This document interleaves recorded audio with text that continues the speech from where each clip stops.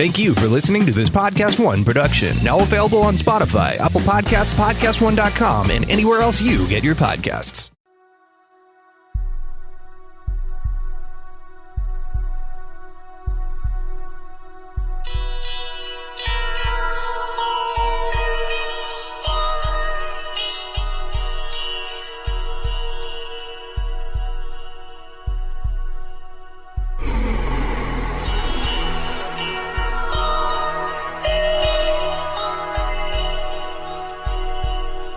Hello and welcome. You're tuned into the best in paranormal talk radio. This is Darkness Radio. I'm Dave Schrader. That's Tim Dennis. Hello, Tim. Hey.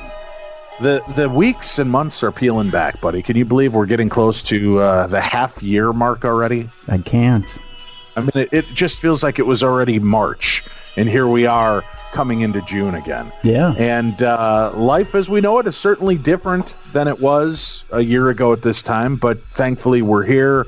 We're able to continue bringing you the content that we promised we would do. And we've got a great guest returning with us today. Dr. Heather Lynn, PhD, is joining us. We spoke with her about her book, Evil Archaeology, a while back. And so many of you loved it and wanted us to connect with Dr. Lynn again. And it's been some juggling to make sure everybody was healthy, happy, and ready to go. But we finally got Dr. Lynn back.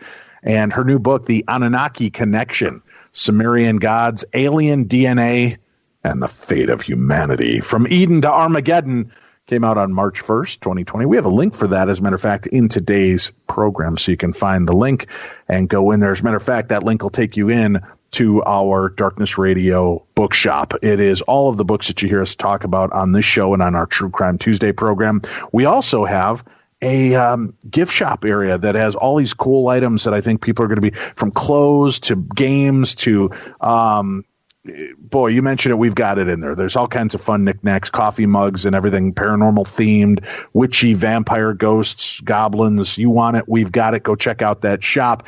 And yes, many of you have asked in the past, but Dave, if I go in and I buy anything else, will it count? Yes, it does. Once you go in through our portal, anything that you purchase, even if it's not in our stores, a small, very small percentage does go to the Darkness Radio shop. So thank you very much for the love and support in doing that. Dr. Heather Lynn, thank you so much for coming back with us. Well, thank you so much for having me. I'm glad I could make it on. Let's, I just want to start with the basics, because we always have new listeners coming in and picking up. I don't want to just assume people understand what an Anunnaki or Sumerian gods or any of this means. So talk to us, if you would. Take us through the portal of time 6,000 years ago to the world's first civilization, the Sumerians. What can you tell us that we know about this race and its history? Wow. Well, it is an amazing story of an almost forgotten civilization in a lot of ways. I tell the story sometimes of, my students. I teach humanities, and I'll ask them, has anybody ever heard of the Sumerians? And a lot of them will say no. Maybe a few will raise their hand, but compared to something like the Egyptians, where most people were familiar, a lot of times the people who are in college right now, unless they've studied this specifically, the high schools, and middle schools and regular public school systems, they don't spend a lot of time teaching about who these people were. And so that's something that, I found to be really interesting and strange. And more, I think they're being included in the textbooks, but only as sort of a side note, like, isn't that interesting? And so you could just think of them as some, small, insignificant, but kind of interesting group of people from the very ancient past. But that would be completely wrong. It is one of the most, if not the most important civilization, that we know of today. I mean, you're talking about a period, 4,000 years ago of people who, between, let's say, 4,000 to 6,000 years ago, in a lot of different ways. There was the Ubaid period, which came like right before it, that was around 6,500 to 3,800 BCE. And that's about the same time when the ancient Sumerian city-state of Ur was originally settled. And this is when the earth was it wasn't something crazy like a Jurassic period, but it was still a time where things were very different. I mean, at that time, the Persian Gulf's water level was much higher than it is today. And so the Sumerians, for anyone who doesn't know, they inhabited Mesopotamia, and that would be close to and around modern day Iraq. And so, at the time, like I said, the Persian Gulf's water level was higher. And there were changes in the landscape where the climate became warm and wet, and that contributed to the growth of dense forests. And, there was this mountain range that's, obviously still there in present day Iran. And so what you have is this beautiful area of deciduous and, trees and forests. And here come this amazing civilization who seemingly arrive out of nowhere. And this is part of what makes them very interesting and also in a lot of ways controversial. So the Sumerians appeared out of nowhere, so it seems in the archaeological record. And this is from mainstream scholars. They call this the Sumerian Problem. They say, how is it that in this area that was settled by sort of semi-settled hunter-gatherer groups in this Ubaid period, how is it that this other civilization comes in with no known ties to the region, and their language is completely different than anything around it, as though they came from somewhere else and inhabited the region and mobilized the hunter-gatherer groups, changed everything about their way of life, and introduced amazing inventions and technologies, things like astronomy, weights and measures, mathematics, the wheeled vehicles even, boats, specifically sailboats. They had the concept of a work day where you would work a full day or go to school even for a full day and be done. They had labor unions and professions and even things like pills and advanced medical technologies that, you would not even believe that they had back then. And so, and in the book, I list this huge list of all the things that they're credited with either inventing or discovering. And so these inventions. Can I ask you really quickly? Mm-hmm. For most people, this may be the first time they've ever heard of the Sumerians, right? Yes. How is it that such an advanced civilization like this, such an advanced race of peoples, has gone and been considered almost fringe science? If I don't know if I'm using that term properly as well, but it almost seems to be right up there with the Lemurians and Atlanteans. It is quite weird and amazing at the same time. I mean, the discovery of the Sumerians completely shook up the academic world. It rattled all pre-existing beliefs about the rise of human civilizations. Who were these people? And why were they left out of the archaeological and historical record for over 2,000 years? I mean, again, this isn't even just fringe people asking this.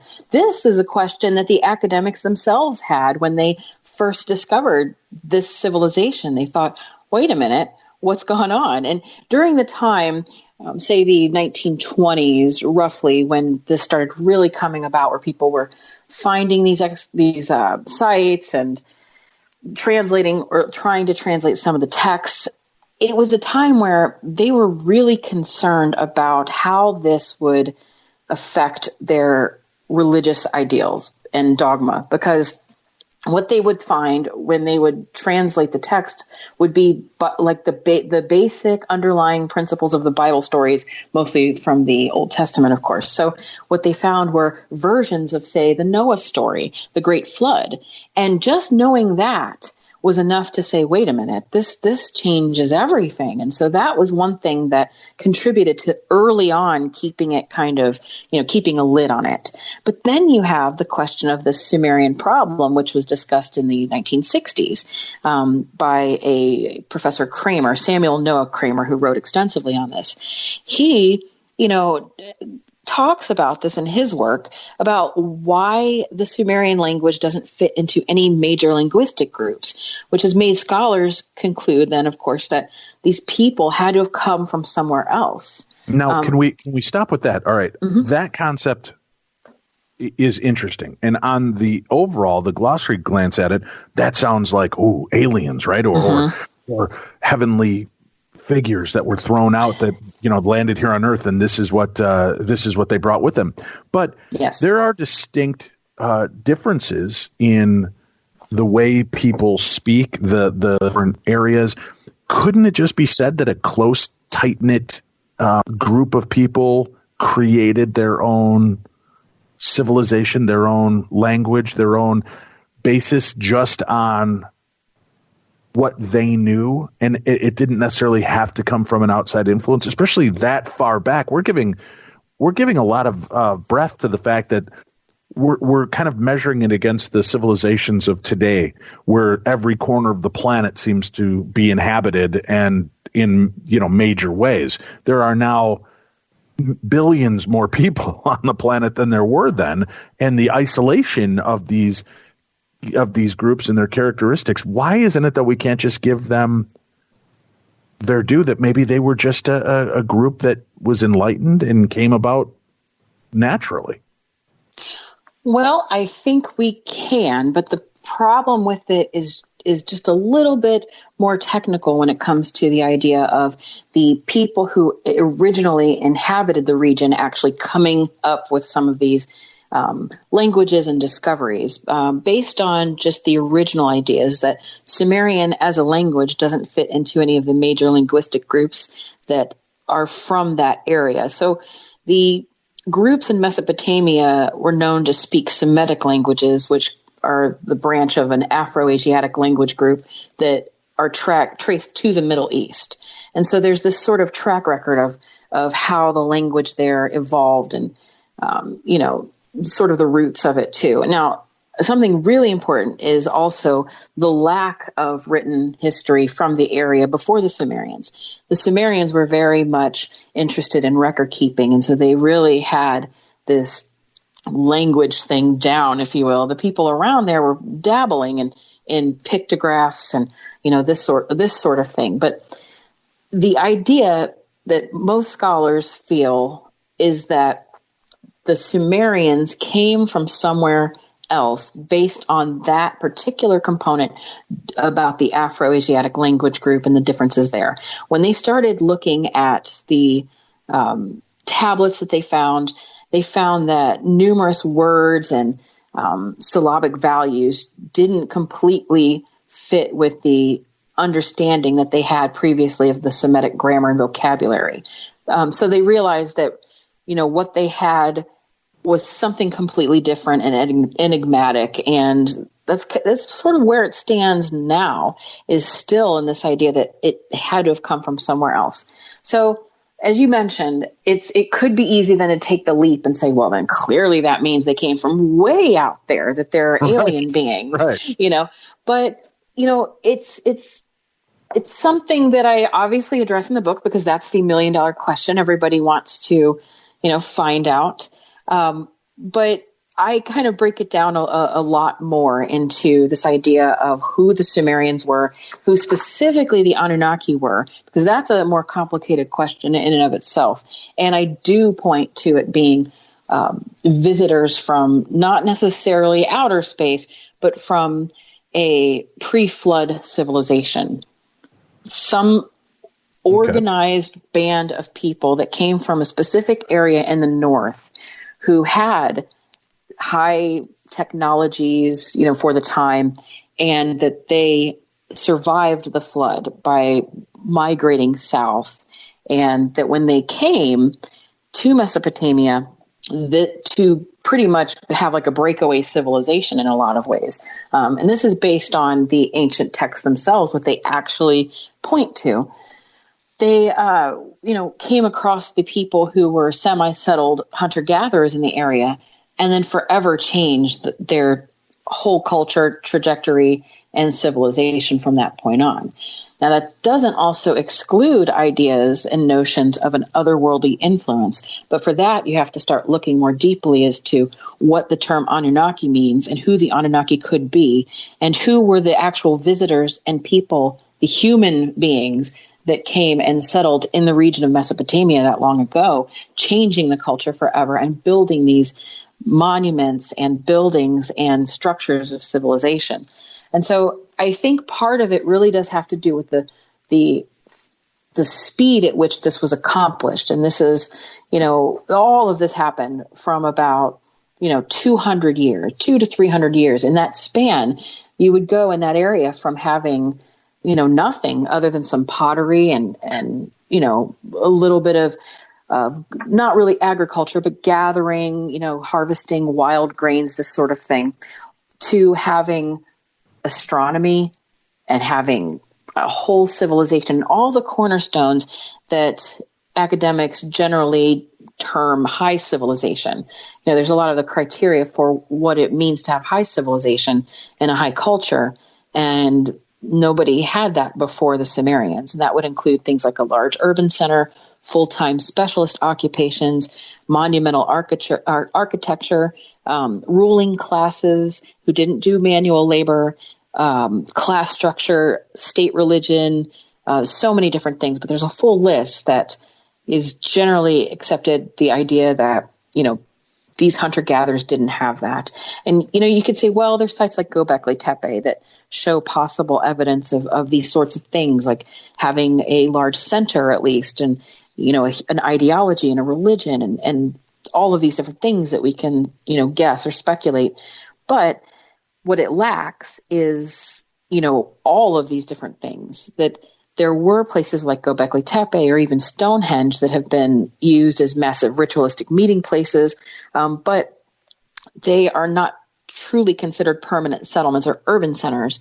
And so in both places, there have not been traces of domesticated plants or animals found, at least not yet. I mean, it would take many years to excavate fully Göbekli Tepe. So, we very well could see that change. But it is kind of an important aspect to it that, there's these hunter-gatherer societies were very advanced, but they were missing the key attributes of what scholars define as civilization. And so that really is what distinguishes the people that were there before with the Sumerians, and why it matters, and why maybe it's not as easy to say, well, maybe that it just evolved organically, is just this question of how did it happen so fast? And obviously 200, 300 years or so isn't that fast, but when you look at it in the broad scheme of things, that's pretty fast. And so that's what's, I guess, baffled most researchers, both mainstream and fringe, for so long, and created the mystique around the Sumerians and, of course, their gods, the Anunnaki. All right. Now, in examining these stories, going back, this is something that's so far back, Dr. Lynn, and so speculative, it seems, and up for interpretation.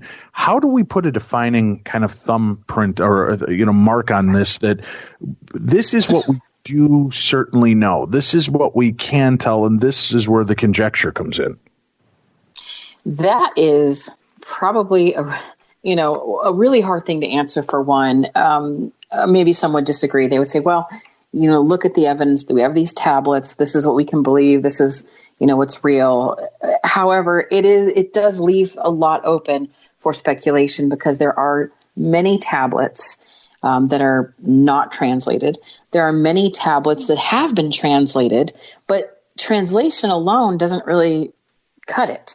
What we're looking at now is interpretation questions. I think that's really where things get tricky, because you could say, I use the example of the word cool. If I say, that your car is really cool, you'll know what I mean, most likely. And 50 years ago, you would have likely understood what I meant. And arguably, at least 10 years from now, you'll know what I mean as well. And you'll know that it has something to do not with a temperature, but with some sort of status or perception of status. And so, but if I were to just translate the word cool, I would say, well, it has to do with something being, lower in temperature, or sort of a, whatever.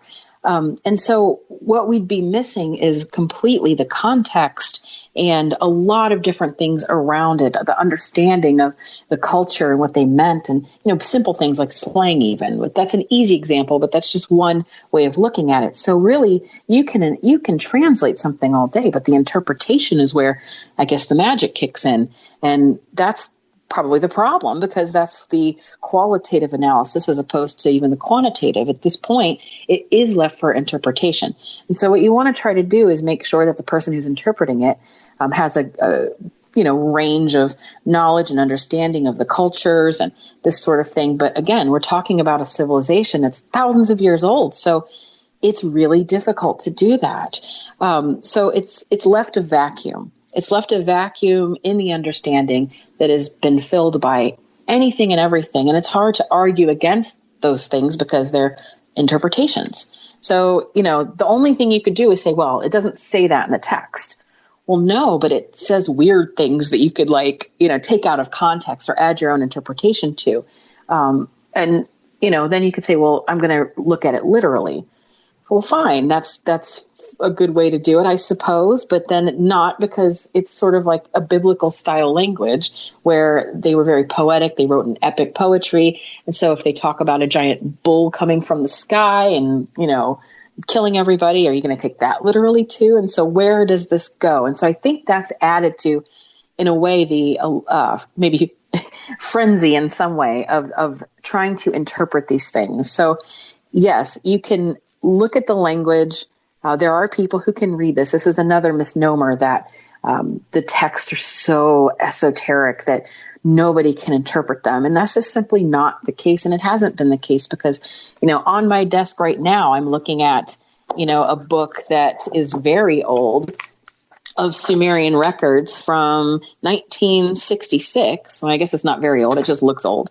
But yes, I was going to say, hold your roll there. That's I know, right? No. It's 1914. It's a reprint. This is 1914. So 1914, they were, translating some of this. And of course, they were translating Babylonian and Akkadian, which are very similar.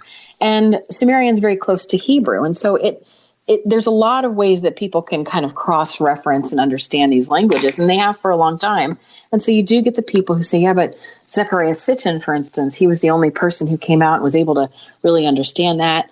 And I'll say he spent a lot of time researching, and he did a lot of interesting work, and he did have a background, in Hebrew, but he was not the only person, and nor is he the only person to work on this. And there's many people, even in mainstream academia, that this is what they do. Not a lot, not as much as, say, business majors or something, more practical, if you will, but there are still people doing this, and the information is available online and in books. And so you can, look at this, and it's not really hidden. It's just not promoted and not easily accessible. That's probably the biggest problem, is that as most academic things go, you either have to have memberships to, ProQuest or a lot of the databases, or be affiliated somehow to easily access and freely access a lot of the information.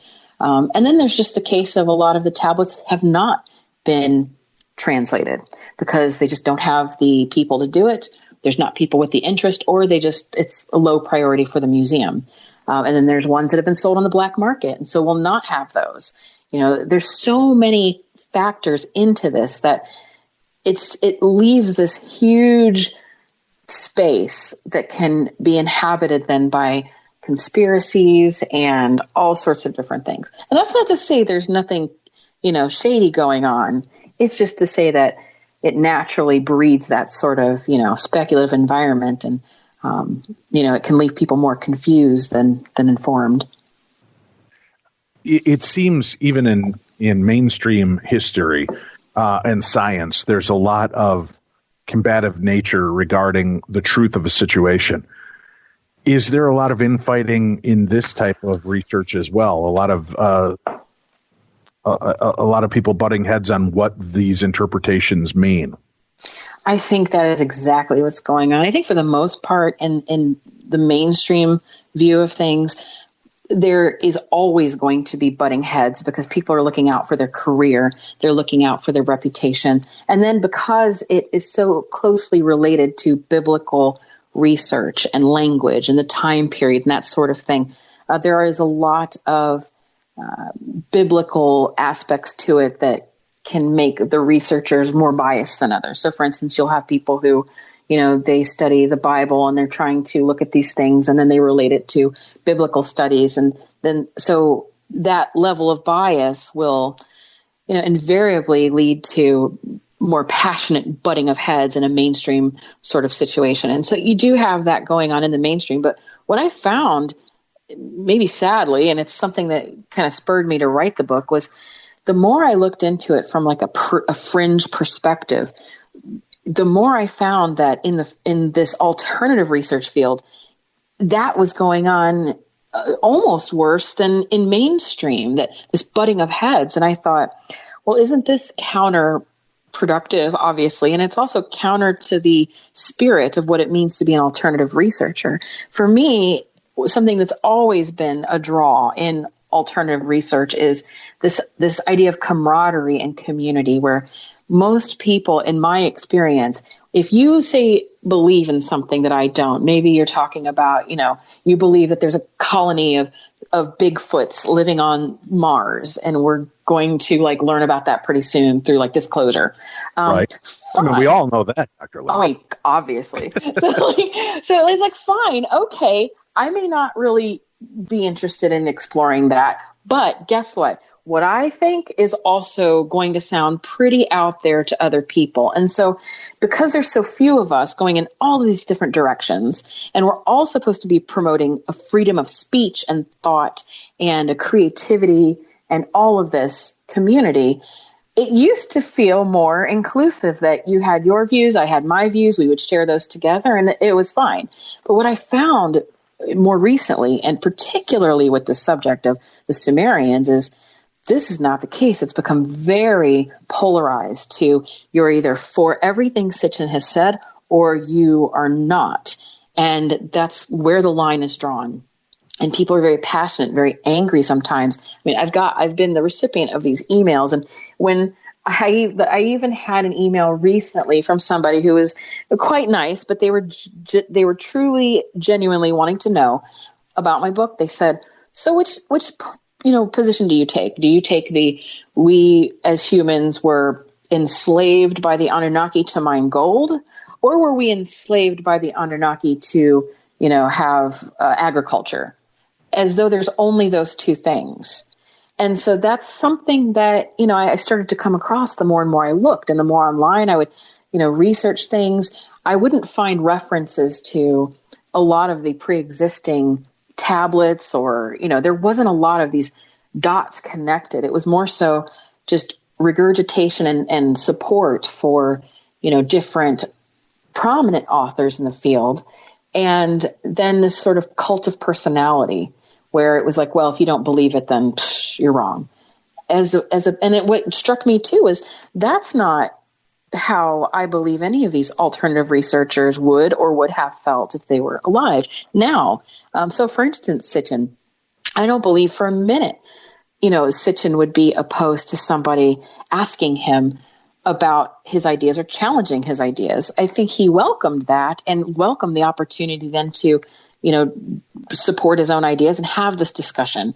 But right, the idea that's how we make the biggest leaps in our civilization is we break things down, we make a theory out of it, we make an example out of it, and then we open it up for debates. That's how it's done every day. There's peer-reviewed papers. People have a chance to look over, review, break down the problems, and you do that because you want an outside glance. Sometimes we do get too close to a situation, and Sitchin was not above being human and fallible.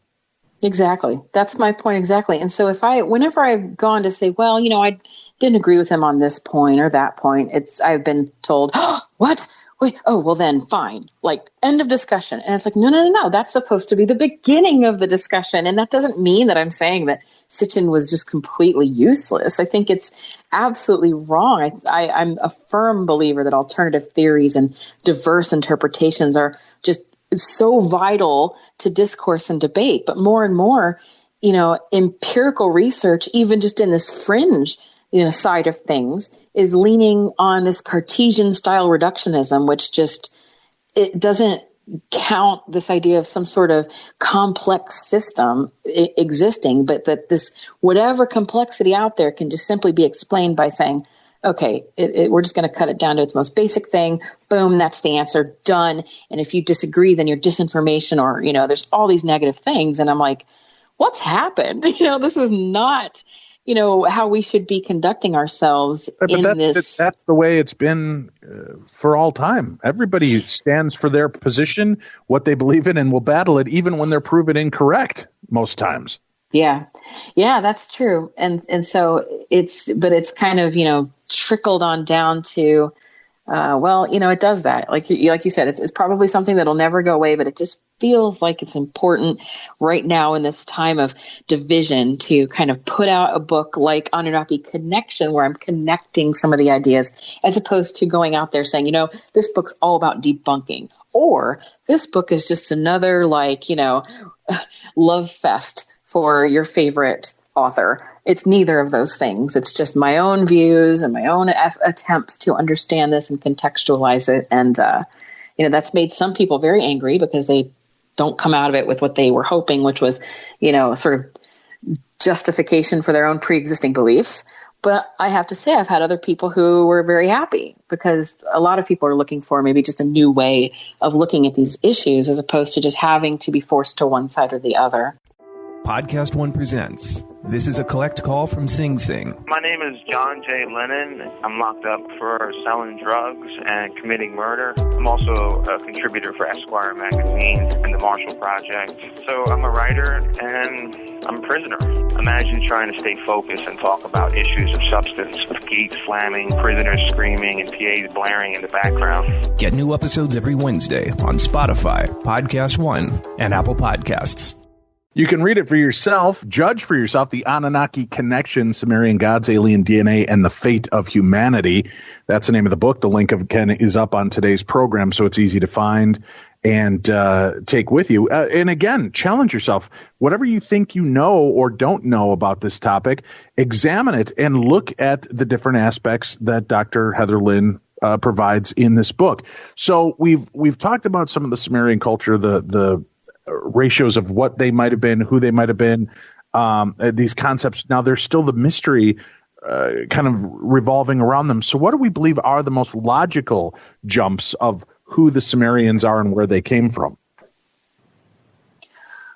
Well, I think there's still a lot of ways to answer that, because we just simply don't know. But from what I sort of put together, I guess, in my own research, is a little complicated, but also maybe a little simplistic at the same time. So, we can never know the answers to any of these. Maybe we could, but I doubt it. But I think over time in the Near East, what happened, as I mentioned before in the show, there was an almost extinction event that led a group of people who were displaced scholars and scientists to leave and resettle somewhere else. And that sounds very basic, but as I said in the book, I kind of go over which tablets say this, and it really has a lot to do with the Noah story, because the Noah story predates, when the Old Testament was written and what it said about this. And it was like something that happened way earlier. And the Noah story now is something, if you say, okay, what happened with Noah's Ark? You picture like two giraffes and two, usually drawn like male lions, because they're prettier, going up into this ark. And it's just this whole kind of mythos and symbolism we see.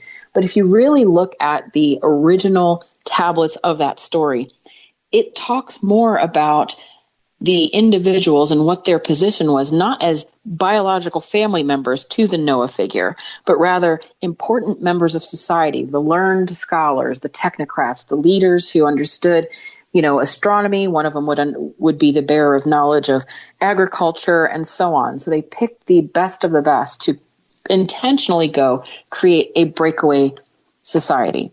They also, rather than say, well, we're going to put two of each kind of animal all over the world and this sort of thing, what the text actually says is that these people took the animals of the steppe with them.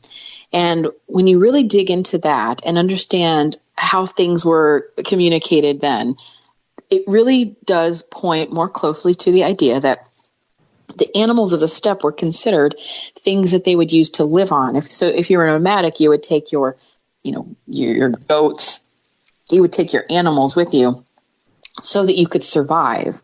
It wouldn't be one of, two of every animal that ever existed and was ever conceptualized. It would have been your domesticated animals because you need them to survive. So it was like an old bug out bag in a lot of ways. Like, grab the animals, grab the experts. We're getting out of here because nobody believes our astronomers and our, meteorologists in the sense that this is going to happen, that there's something that's going to happen to devastate this society. And so they took off, they ran, they left.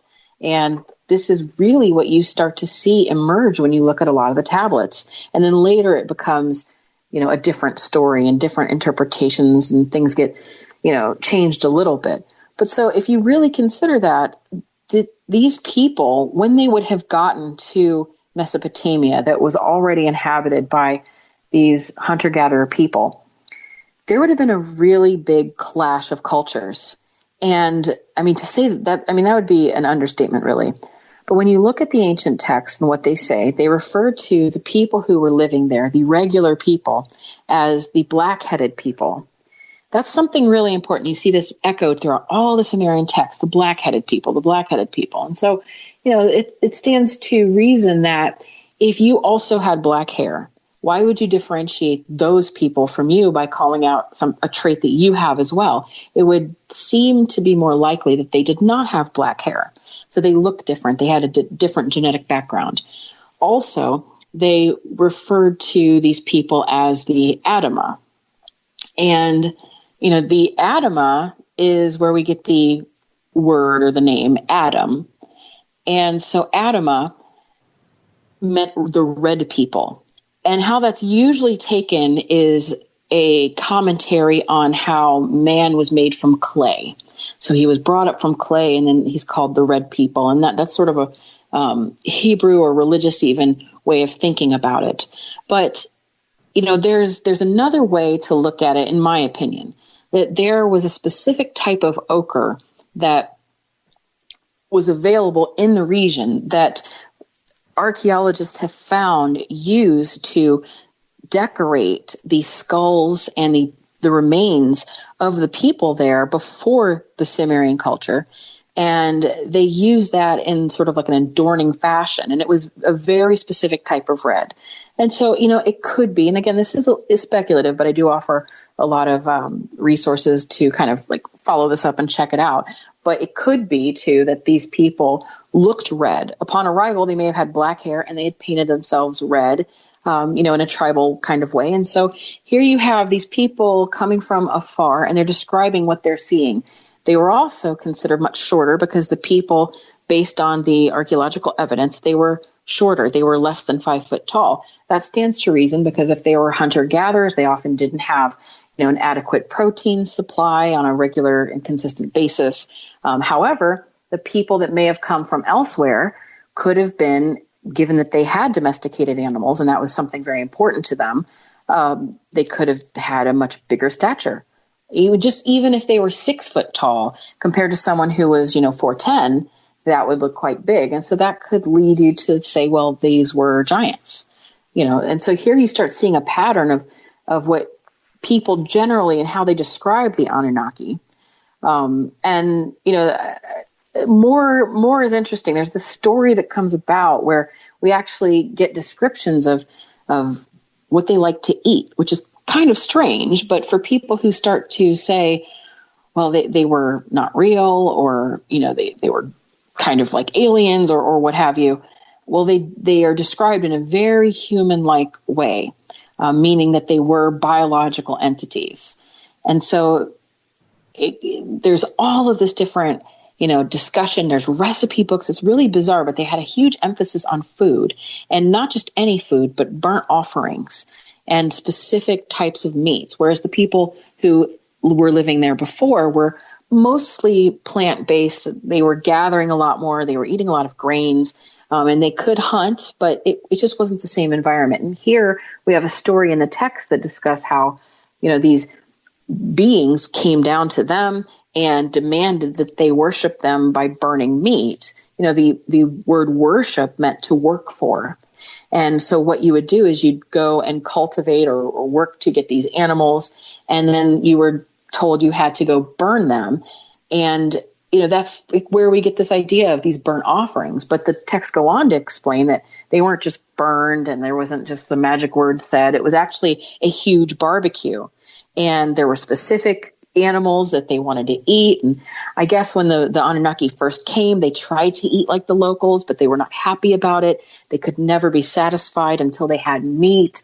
And you just see this really crazy sort of, clash of cultures happening. And you have a social class that is divided. And then you have the story of how, they were not supposed to mingle with these lesser beings until after a while, one would break away and do that sort of thing, kind of like the Prometheus figure, or what, they described as Enki.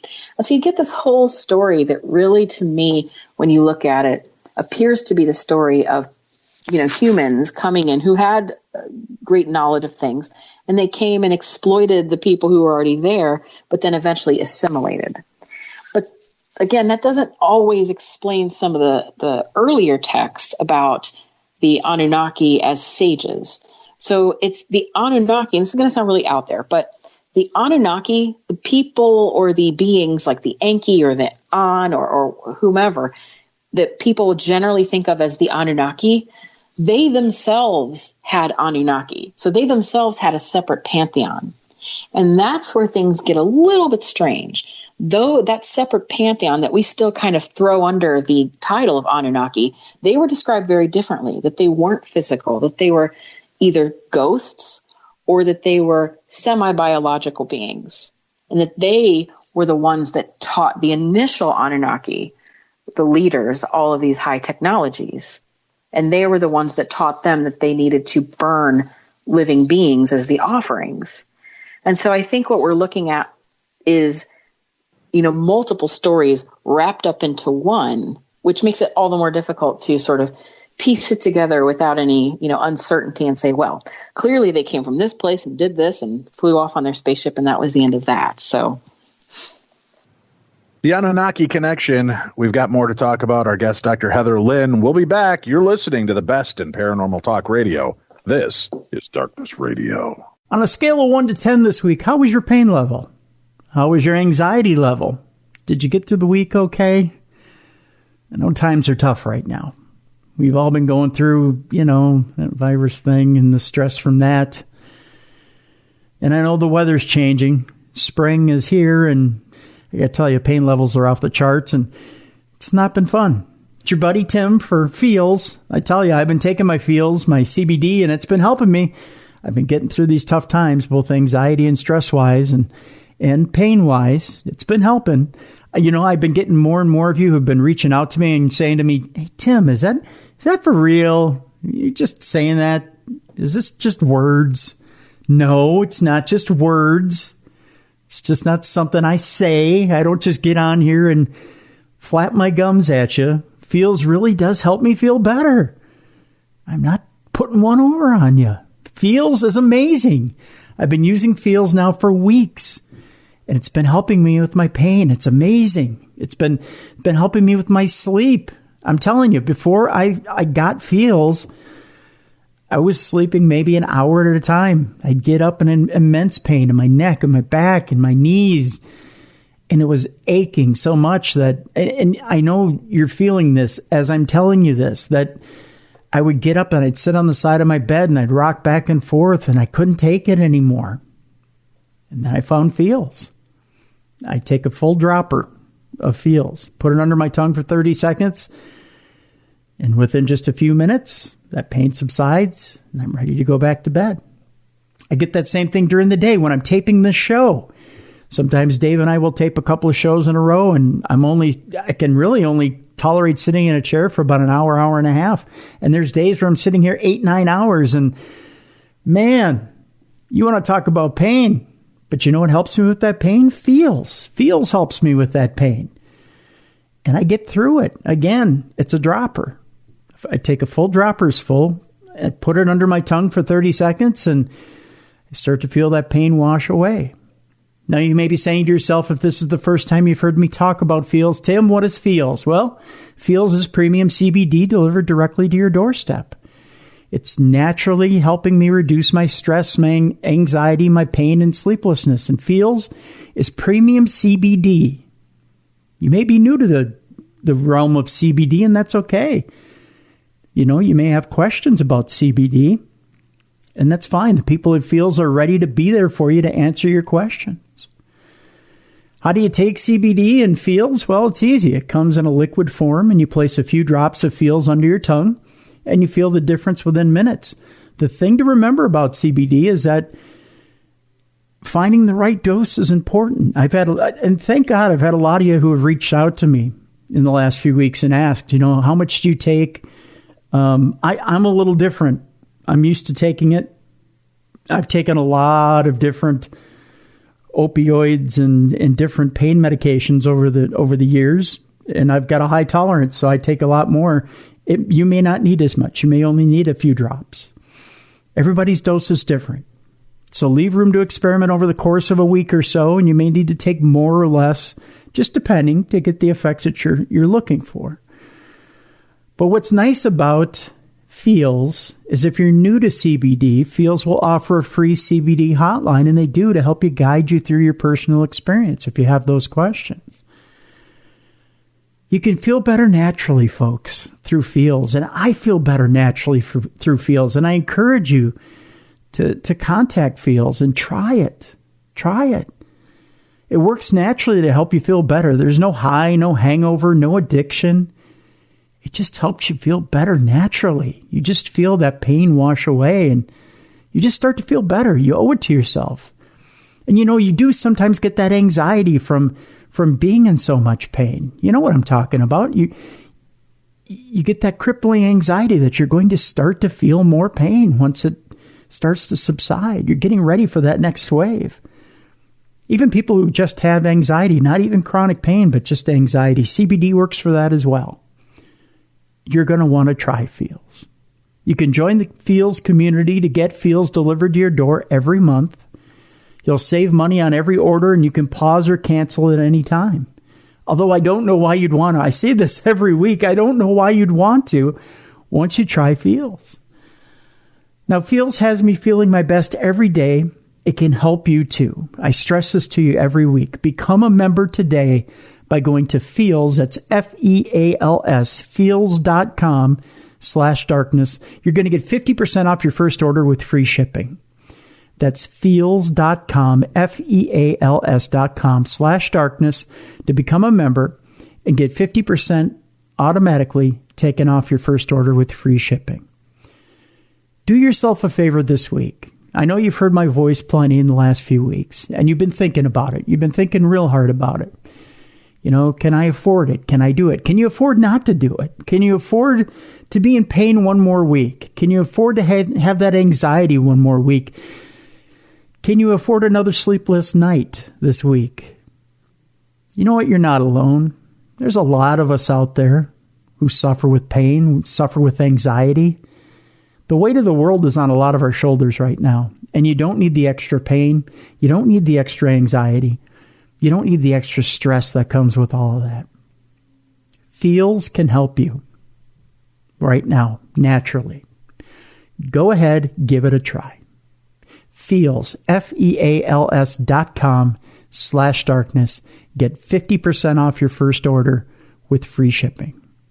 One more time, feels.com/darkness. Take advantage of it today.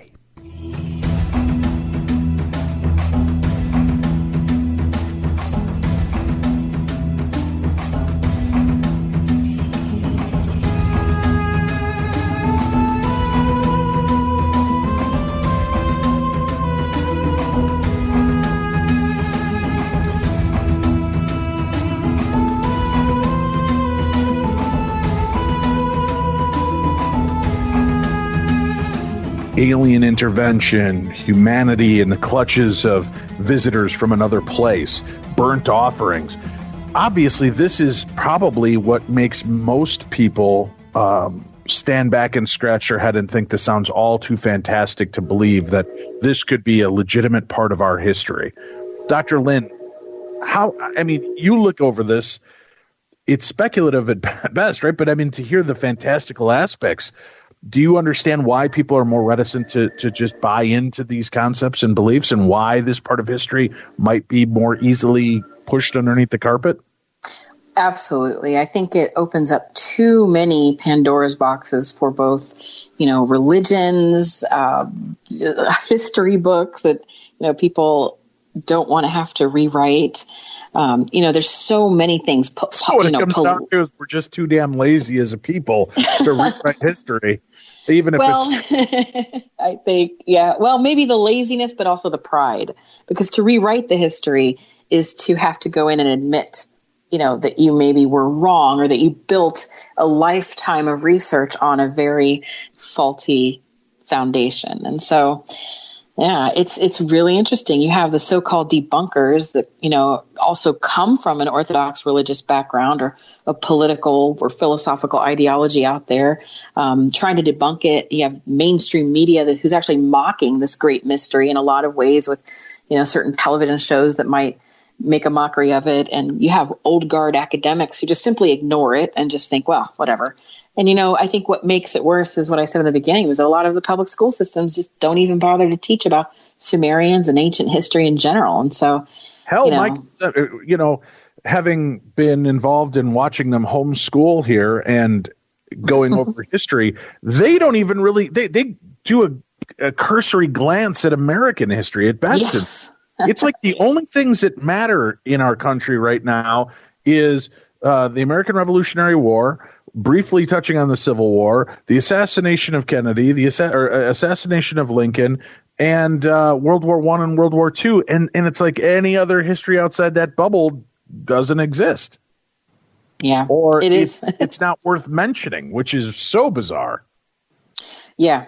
Oh, no, it's really bizarre. And I think that, it's a shame. And again, it's left this gap of information that, leads people down a lot of different roads. And that's not to say that I have all the answers, or that I don't even also hold some probably alternative, to be kind, ways of looking at things that are obviously based in speculation, because most of this cannot be proven. And that's something so important, that even when you see mainstream, academics or people coming out like, oh, I will prove to you that this is wrong and that's wrong. They can't really. They can only give their educated assessment and analysis. And while, and then it comes down to the question of value. Well, whose opinion do you value? Or you just, they have this degree in that or that degree in that, and that's fine. We should value professionals. However, it's still qualitative analysis. It's all of history is. And this is something that kind of irritates me about archaeology in general as a discipline. It's that it is not a science. As much as people want to say it's a science, it's not a hard science or a pure science. It's a soft science at best. It's a social science that came out of a discipline that was not even a discipline, but a rich man's hobby called antiquarianism. And so rich men, Does it follow, and I don't mean to interrupt, but does it fall kind of in the pattern of a theoretical science? Because just by looking at the positioning of bones, the clay pottery, and the rudimentary tools, we're basing an entire idea and culture on very little evidence of what we're actually seeing, right? Yeah, I would say, there are people that dabble in, theoretical anthropology and those sorts of things. There's sort of an anthropology of everything for everyone. But I would say you could look at it that way, especially with a lot of the interesting AI and different tools that are being used to sort of piece pottery together or identify the pottery in general. But I think for the most part, what it is it really just comes down to it's a social science. And in a social science discipline, you use qualitative analysis, and you can use quantitative. That's an aspect, but that's mixed methods. And so I know it gets a little like shop talk, but it's really important, because what it means is that you find the data, you find the, say, pots or the, even the DNA, you get that as your scientific information. But then what? If there's no context, then what? Who's responsible for the context? Well, then it's the person who's interpreting this. It's about interpretation. It's about filling in the blanks and making these stories. It's history, which is basically narrative forming, with a little bit of science mixed in. The thing is, archaeology looks like a science because, especially in recent years, they use scientific tools and models and methods, but it is not a science. So you may go out there with ground penetrating radar, which is, a scientific tool. It's very, cool, and it gives you quantitative measurements, and boom. Okay, great. But it's not, the whole discipline isn't a science. You just use the scientific tool. What happens when you get that information? Well, you still have to then have a human being sit here and, put it into context and, pontificate about it and do research. And that's not to devalue it at all, because I believe that is valuable. And that's, I have my doctorate in social science. I believe that it's completely valuable, but it's dishonest to present it as a hard science like a chemistry or a biology, because it's not, which means that, you have to kind of go out on a limb sometimes. How far out on a limb? Well, I mean, maybe that's the better question. But if you can support it, who cares? You're allowed to be creative and have these thoughts. At least you should be, and you should be able to have these discussions, and, it should be very interesting. But, a lot of people don't want to have any of that at all, because they are looking to, I don't know. I think it's a little elitist, to be honest. That's my view of it. I think it's a closed door kind of thing, and they don't want to let you in. And I mean, I've been referred to as going to the dark side simply for writing about these things. And so that's sort of how you look at it, is, okay, well, because I'm writing about these things, I'm on the dark side.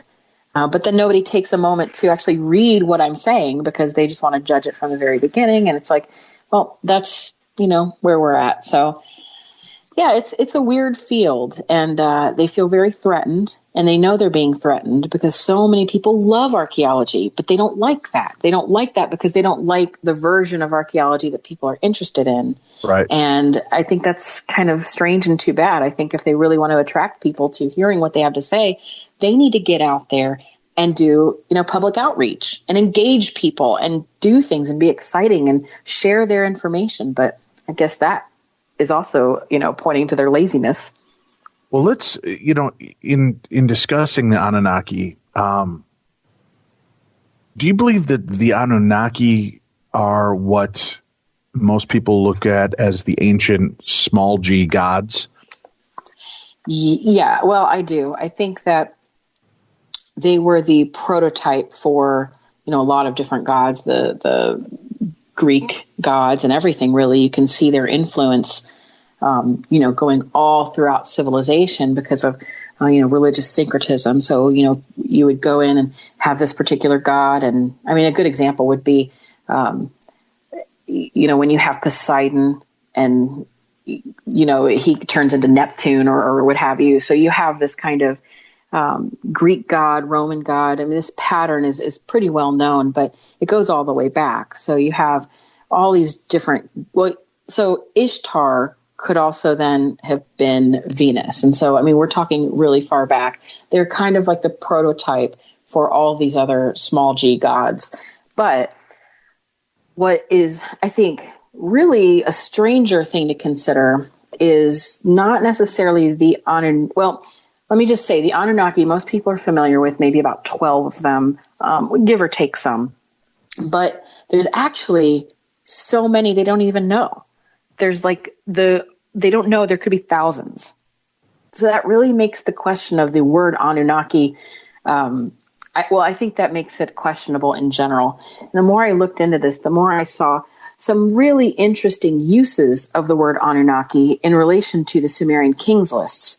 There are very old versions of the kings lists that have with it the name of a king, and next to it would be, and he was advised by this sage, and it would give a name.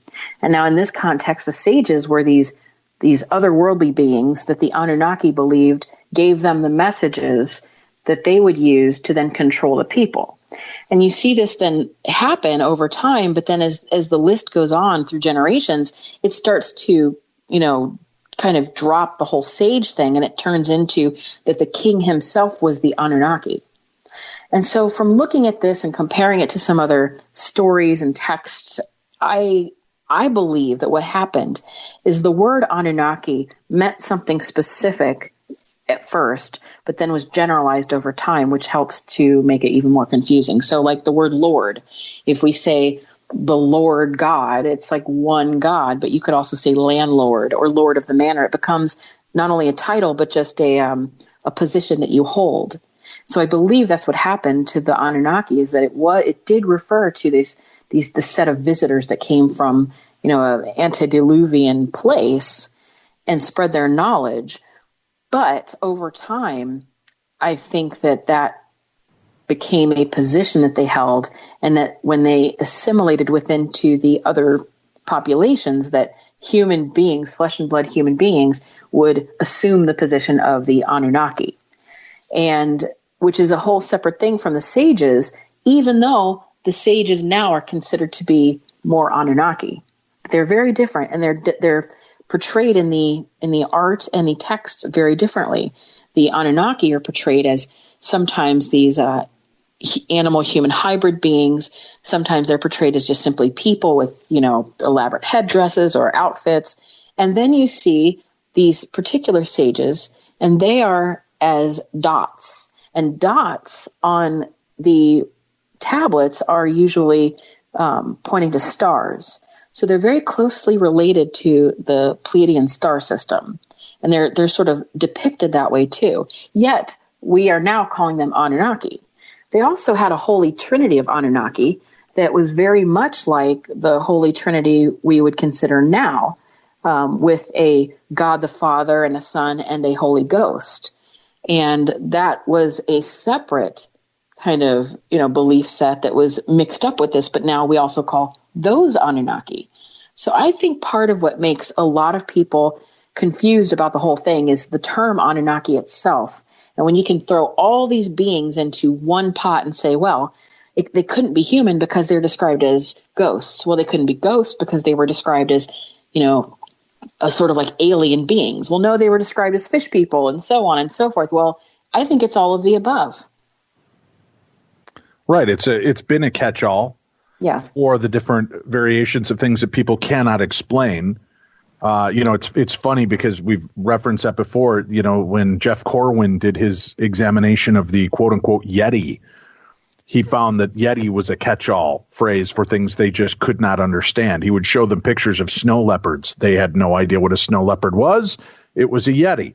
They would show pictures of this or that or the other, and it was, oh yeah, that's the Yeti. So Yeti became this kind of overterm that took on. So that's what it sounds like the Anunnaki really truly was. It was maybe a title that was to something totally different, and then because of its high standing, people just absorbed it into their lexicon of conversation, right? And understanding of hierarchy.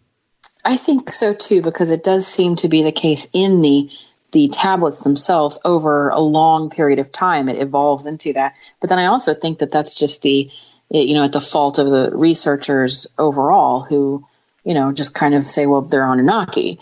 And when I say, I think a lot of the researchers who do this are actually the alternative researchers who kind of throw them all together and do this. But, when you really get in and unravel it all, it paints a different picture with a lot of different avenues to follow that I actually think are more fascinating than just the ideas of, one mega race of, these beings that came in and just, planted their flag down and said, we're changing it all up. And then they enslaved us. And then that's it. And I think there's way more to it that makes it something valuable to study. And I would hope that more people get inspired to study this, because as I've said in the book, Sitchin's work, he did so much to bring this sort of, work and idea and culture to the discussion.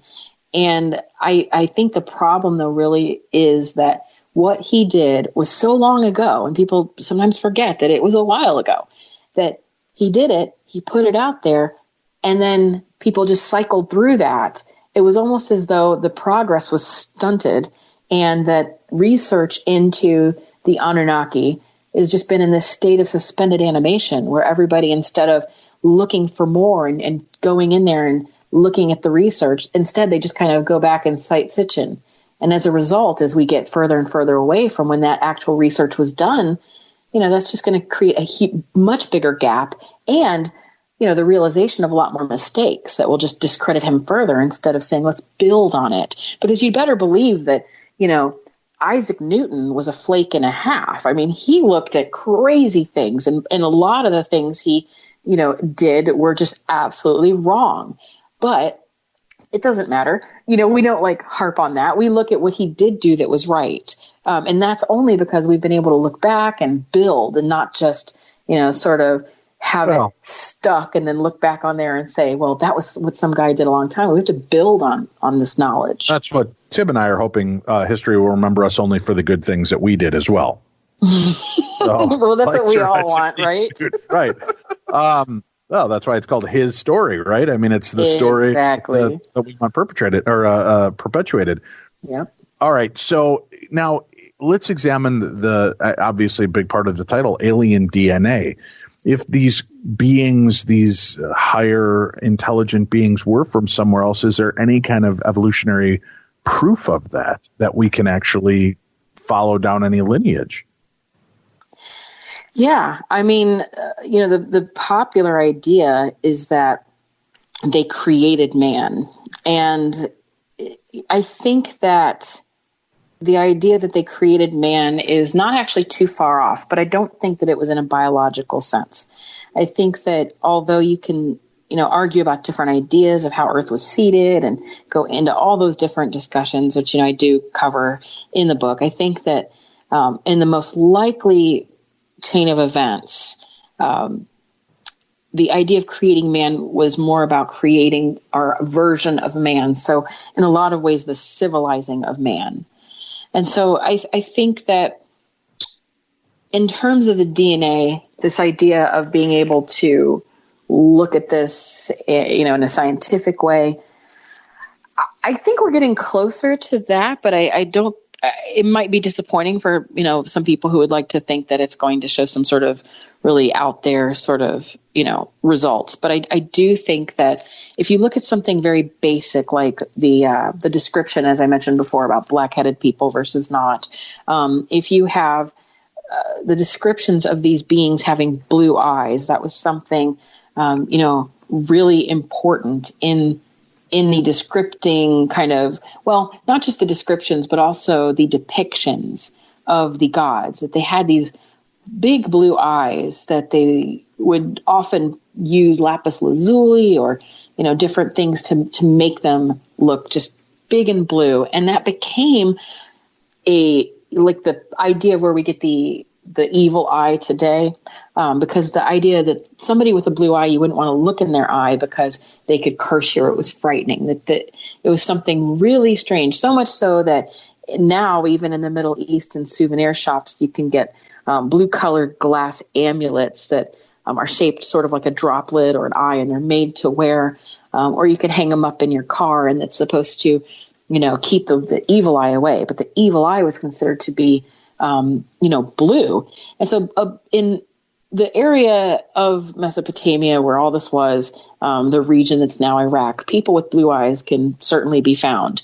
But it is not a common trait, and it wasn't a common trait back then. And so it's something that, just gave them this reputation of being different and possibly spooky or evil. But the archaeological report suggests that blue-eyed genes originated near the Black Sea, not too far away, due to a genetic mutation that occurred about 6,000 and 10,000 years ago, which would put it, close to the time of the supposed almost extinction event. And so according to, one professor from the University of Copenhagen, all people originally had, I think his name was Iberg. You'll have to forgive me. I have it in the book, but it's Iberg. But all people had brown eyes. But this particular mutation occurred in one individual that affected a gene called the OCA2. And what it did was it turned off the ability to produce brown eyes. And so in cross sections of specimens that he and his team looked at in, I think, 2008, this mutation was seen at exactly the same spot in the DNA, which would indicate that all blue-eyed individuals are linked to one common ancestor that came from that region and then migrated, which is kind of interesting. And so now the geneticists, and this is pretty recently the geneticists believe that blue eyes originated from the Near East area or a northwest part of the Black Sea region, where the great agricultural migration of the northern part of Europe took place in the Neolithic periods about 10,000 years ago, and perhaps in the northern part of Afghanistan. I mean, that's where they're speculating it could be.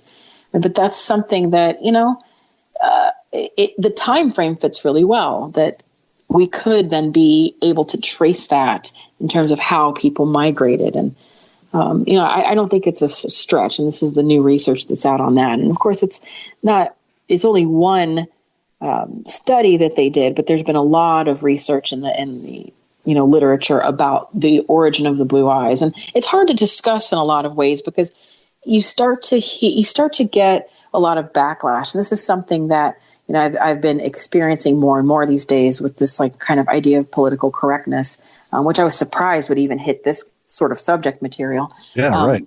But that is something that when you talk about these things, more and more mainstream scholars, or even though this is work from a mainstream scholar, but if you talk about it in relation to this idea of, an advanced civilization moving elsewhere, then it puts you in this kind of area of, borderline white supremacy kind of thing, because blue eyes are sometimes associated with the white people and this sort of thing. And it's really unfortunate, but that is stopping a lot of people from doing this sort of research and connecting these dots for fear that they will be classified as, a white supremacist or an Aryan, because it sort of has that, that feel to it, if you will, that idea that, the black-headed people with the brown eyes, they weren't good enough or smart enough. They had to have a person from the north with blue eyes come down and help them out. And so it does sound pretty bad when you put it that way, but it's important probably not to put it that way, but instead just cite the science and discuss these ideas and just stick to the science of it. But it's been very much discouraged now, even in mainstream, to do that. In fact, there was a recent gathering of archaeologists in, I believe it was Texas. I'll have to find the article again. I'll send it over to you to look at. It's wild. They had a conference to discuss what to do about fringe archaeologists, and they basically came to the conclusion that what they had to do was paint them out to be white supremacists, because this was, the best way to get them canceled in the cancel culture that we have now, that they had dangerous ideas and this sort of thing. And so you'll see a lot of times the narrative with some of the online debunkers and bloggers and people like that who just don't like this kind of research. What they do now is they fall back on this idea that, this is hyper diffusionist, racist kind of, nonsense, and it's terrible and it's, immoral, and that anybody who supports even looking into this is just, so that's what they've tried to do. But it was actually a concerted effort at a conference to try to put an end to this kind of, they cited ancient aliens as one of the big problems in television shows and popular culture. And so they wanted to kind of push back on it. And the way they chose to do so was to call out the, I guess the lack of PC, or they tried to just throw it into that whole, thing, that kind of culture war thing right now. So, and it was widely published too. So it's pretty disappointing. Yeah, they said it's dangerous and it needs to be stopped, and that's the spin. Because if you just start saying, it's not helpful, or we don't like it, or it's stupid, or these people are kooks, or foil hats, or all the old school things you could say, that's not good enough. That's just seems harmless. So they figure what they have to do is make it sound harmful, so that we can really put a stop to it. It's a way to end free speech, and that's what they're trying to do. That's their newest thing, is to say, anybody who speaks about these different ways of looking at the history of human migration or any of this, it's dangerous and we can't let them do it. They're Nazis. That's really what it is. It's just okay. Well, heaven forbid we might uncover something else. Maybe we find a real answer, but does that mean that that's – and here's the deal. So what if we find the genealogical lineage does that mean that then those are only the superior beings? We've all been so watered down by now. Exactly. It doesn't matter, but boy, wouldn't it be great to know? Listen, for years, 52 years, I lived without knowing who my biological father was. And was I missing anything? Did it keep me from having my own family or career? No. But it was this void inside of wanting to know where I came from, what, looking in the mirror, what aspects of me were part of him. Now that answer has been found thanks to DNA and thanks to these kind of testing. I know who my biological father is. It's filled a void for me. Doing that and going through and getting the answers that we need is only going to help strengthen us and perhaps even help us understand how we evolved, why we evolved, and maybe there are some triggers we can learn that would be able to help us in our current physical states to re-engage aspects of what we once were. I couldn't agree more. I think that's spot on. And I mean, even if... Did you hear that, Tim? I'm spot on. A doctor said, wow. I made a point and I'm spot on. I can call the show. Let's just end it now. Why go further? I guess. Wow. All right. No, thank you. I appreciate that. It's not No, you always make good points, though, and that is not even a joke. That is, but I'm not surprised. I mean, most people who are interested in alternative ideas, just have a broader range of thought processes, in my opinion. Tim's rolling his eyes so hard that the people within a mile radius. I was going to say, wonder what that shaking noise is. I was going to say, Doctor, let's not overinflate the old ego here. We only have so much time in the show. Yeah. Why'd you say old? Just because I'm 52? Come on. Yeah, well. Ageist bastards. See what I got to work with, Doctor? This is unbelievable. You could just tell him to go back in his hole. That's right. Yeah. We see that both of us. I've got brown eyes and no hair, and Tim's got kind of hazily eyes, no hair. We don't even know which tribe we're originally from now. So instead of the black-headed ones, you could be the bald-headed ones. Yes. As we are often known. So you're breaking down this information and re-examining all of this. What, if anything, was still kind of a surprise to you, information-wise, that existed out there? I think just the idea that the sage thing really got to me, because the more and more I kept looking at how the Anunnaki are just more than likely human beings. And it's not to disregard the magnificent story or what they did or whatnot, but this notion of these 7 sages really just stuck with me. And the more I read about that, the more I thought, how strange is it that the similarities between those particular beings and other beings from other religious ideas all over the world at different points. And so, and some of the things that they shared in common. So this idea that you could channel them through sort of meditation or prayer or hymns or deep kind of meditation specifically, but also through taking like psychedelic drugs, that sort of thing. And that what they would have are very similar descriptions of how these things looked, what they did, and what their maybe motive was. They would all describe this, coming in contact with these sages and having them give them the knowledge of high technology. And then they would come out of that sort of like a shaman experience. It was very much similar to what someone could have going into this other world of the shamans. And it was something that was shared in that culture and other cultures. I mean, and I saw it creep up from, even modern culture. So the idea of people, now doing, like psychonauts and people who are experimenting with DMT or psilocybin, and they're seeing what they call clockwork elves or sometimes machine elves, and having very similar experiences too, with them giving them this technology and, all of this. And so I just think that it fits some sort of weird pattern that you could see from almost the very beginning to even now. So you see that, people will still contact, or at least believe that they're in contact with similar, strange, semi-biological entities from a different dimension.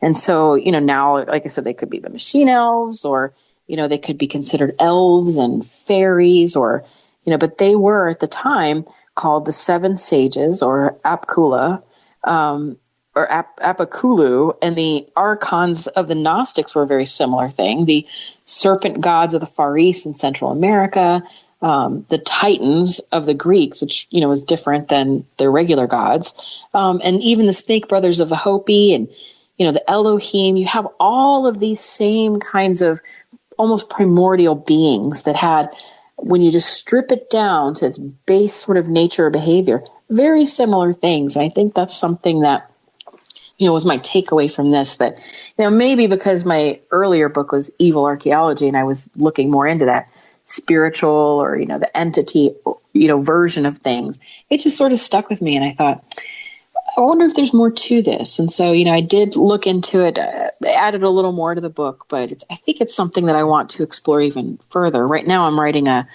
follow-up to Evil Archaeology, which is going to be the polar opposite because I felt I needed a chaser after that one. It's about angels and miracles and that sort of thing, but not in just necessarily the whole like, oh, isn't this great, highway to heaven kind of, touched by an angel thing, but more so the connection between Sumerian and, ancient mythologies and their idea of angels and the origin of angels. And so the more I do those types of, that type of research, the more I come across this reference to these sort of almost interdimensional beings that were just very similar across all these different cultures. And that's sticking out to me as something that, I didn't expect, and it's something that I'm probably going to spend a lot more time researching. I think that's probably the biggest takeaway. That any of these discoveries would truly upset the balance of religious nature? Or do you think that it would maybe end up bolstering it and strengthening those concepts? I think for some it might actually bolster them, but I think that in terms of a orthodox point of view, I think no, because there's so many people that, it's like that old saying of if you're holding on to something so tightly with both fists, you're not going to be able to reach out and grab something else. So you're just clinging to those old ways of thinking. And so you're not going to be able to, have anything new. Mainstream religions would want a discovery like this, right? We're going to cling to a cloth with an image of a man on it, hoping that this is some kind of radiation burst of Christ at the time of his passing. We'll accept that as a possibility, or an oil stain on a wall that's in the shape of Mother Mary, and people will show up in flocks. But if we were able to actually prove that some of these ancient beings, the Anunnaki, the Elohim, the characters that were fleshed out in the Bible that's considered, and not just the Bible, there's different versions, right? The Kabbalah, I'm trying to remember in the Jewish religion that their Bible is referred to as what? We have the Talmud, we have, So if we're able to actually concretely devise, hey, this is what was referred to. Look, this is exactly what this was, instead of speculative, just kind of, oh, well, it's in there, so we just believe it exists, or that it was a parable of a sort. Instead, we're finding true documented cases of these beings, or perhaps what the words are in the Bible and what they really meant in physical form. I like I said, I would think that would only help in the long run. Well, if you were looking for it to help, and if you're wanting to be helpful, absolutely. But maybe it has to do more with control than help. So if you are the leader of a large religious organization or something like that, maybe you don't want your people knowing the truth. Maybe it would be better to have them believing in the old ways of doing things because it's the devil instead of the devil you don't. And so if everybody had this knowledge that, say, for instance, what they're trying to do in Silicon Valley and these different areas, trying to get in touch with these beings now, you've had that with shamans or even people who channel what they think are aliens, or people who try to speak to angels or any of these things. What if the truth was that we could, as individuals, without having to rely on a series of, rituals and dogmas from an organized religion, what if we could channel something or access that information or pierce the veil all by ourselves. And then what? Maybe they would be useless. And I'm not even saying it's a good thing, because from my research, you probably shouldn't be doing any of that sort of thing since it is so unknown. And I think one of the best quotes on that is Carl Jung, where he warns, be careful of unearned wisdom. You don't want to take shortcuts to earning your wisdom. And so, it's something to probably not play around with. But I mean, for the sake of argument, if you think about it, it could have a lot of implications for an organized system that might have an interest in maintaining its authority and control over its people, especially if they themselves don't even know what's going on, but they are also trying to research that behind closed doors to figure it out. So yeah, I don't know. I think maybe if they wanted to be helpful, that would be one thing, but do they want to be helpful might be the question. Fascinating stuff. The book is out for those of you that are fans as well. Eric von Daniken, his quote, "The Anunnaki Connection is the best compendium for extraterrestrial visits in years." That's got to be a nice little blurb to get from Daniken, right? To believe that there is some connection and connective tissue here to that. Now, you said that in some instances you feel that these are just titles bestowed upon humanity. What if you could pin it to the top 2 or 3 items that really prove that we have had extraterrestrial help or interdimensional something, I don't know what the right politically correct term would be, but it's outside influence aside from the humans and humanity that was birthed on this planet, something else, what would you point those out to be? Well, I think an easy one would be saying these great monuments or buildings, but I don't believe that that's the case, because I do believe that ancient people are very, very capable of physically building things and, that. So if I had to pick something that would be completely strange, it would be probably language, like a really organized language and writing and mathematics and how those things are related. And so math, language, music, but the mastery of those things all put together. So I think maybe more generally it would be the proof of abstract, highly intellectual, and teachable skills. So not inventions made of stone or even, minor sort of discoveries or methods of doing things, but specifically things that we would consider intellectual, abstract, but teachable. I think that's kind of where it all fits together. Something happened to make what scholars call the Sumerians being unusually creative intellectually. And so, I think that's kind of the thing. So yes, the building's amazing. Everything's amazing. You can't really, say that it's just not awe-inspiring to see how big these things can be and, whatever. But ancient people, in my view, could do amazing things. But still leaves it open to how did we make that leap from, daily survival and, a loose culture to highly creative, intellectual, abstract thought that could be, just derivative, and then taught and then expanded, just this whole new way of being. I think that's the mystery to me.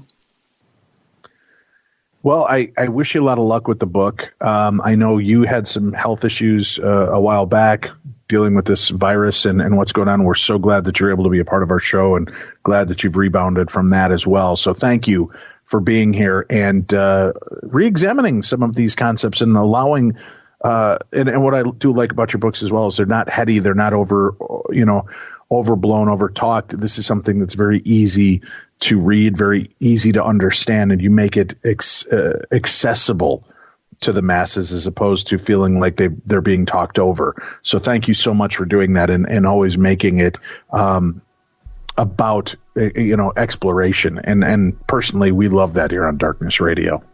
Awesome. Well, thank you so much for those kind words, and thank you, for all the thoughts and prayers too. I believe that's how I got through everything. And so then thank you again for having me on. I really appreciate it. The Anunnaki Connection, Sumerian Gods, Alien DNA, and the Fate of Humanity. That is out and available. We have a link to the book on the site and Dr. Lynn's website, so you can find more information. Stay safe, folks. We'll be back again with you Tuesday with more of the best in True Crime Talk Radio. True Crime Tuesdays every Tuesday. And next weekend with more of the best in Paranormal Talk Radio. I'm Dave Schrader. That's Tim Dennis. And this is Darkness Radio.